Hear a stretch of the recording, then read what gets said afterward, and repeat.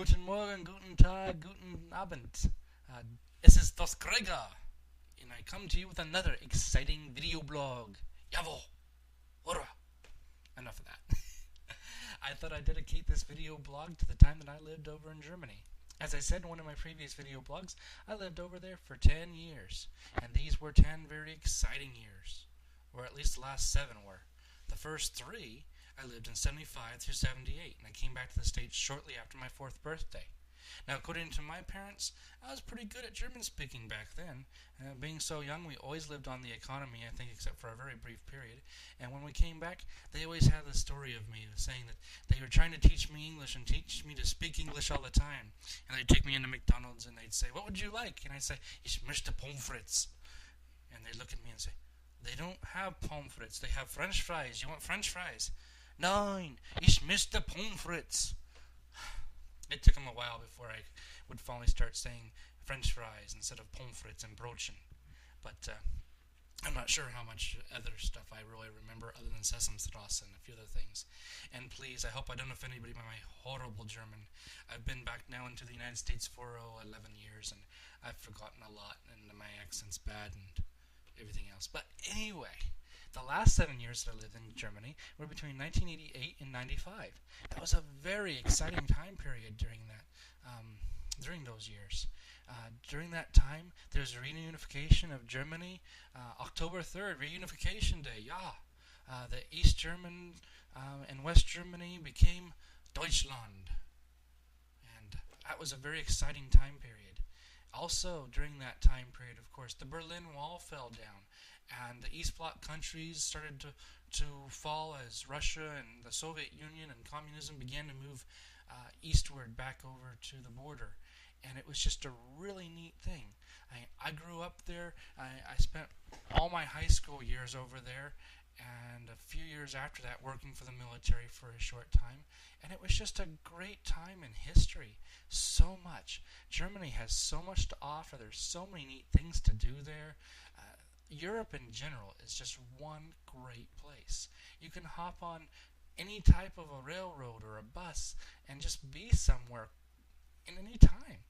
And it was nothing for me or a few friends to run down to Switzerland and go through the Jungfrau Alps and Lauterbrunnen, which was one of the places we loved to go hiking. Great little town in the middle of nowhere in Switzerland.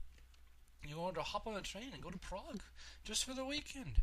You know, that's something here in the United States that we can't do. And don't even get me started on public transportation here in the United States. I've tried to use that public transportation once or twice. There's just no way you can do it.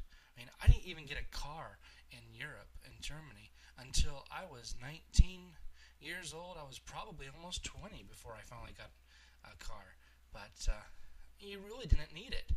The only thing that made me get a car was after I turned 18 and I moved out of the house and I got my own apartment. I was working for the military. My family had moved from Heidelberg to Frankfurt, and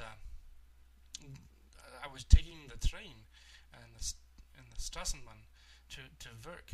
And I think after getting groceries one time, with having to carry 2 bags of groceries and be on the train and the bus and all that, and then have to walk another mile and a half to get to the house, I think I started saving up my money very quickly for a car just so I could get my groceries, because I still got most of my groceries at the commissary, even though I lived on the economy. You know, it was just something I did. It was a little bit cheaper, not because I liked the American food better, because believe me, I sure missed the good German meals that I used to get, and the good beer over there. I got so spoiled on decent beer, a good Hefeweizen, Dunkelhefeweizen, jawohl, one of the best ones, Königbrau, ja, and so forth. So I really liked it over there. It was a great time. And anyway, enough of that. I just wanted to try and create another video blog and hopefully get some people interested in watching, because I haven't had very many comments, and the few I have had haven't been that positive.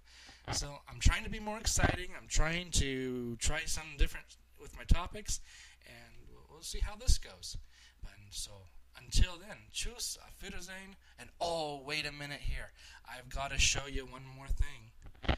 I'm wearing my Slackware Linux hat. And let me see see if I get back into picture better. There we go. Anyway, as most of you know, or some of you know when you watch some of my blogs, I'm a Linux geek.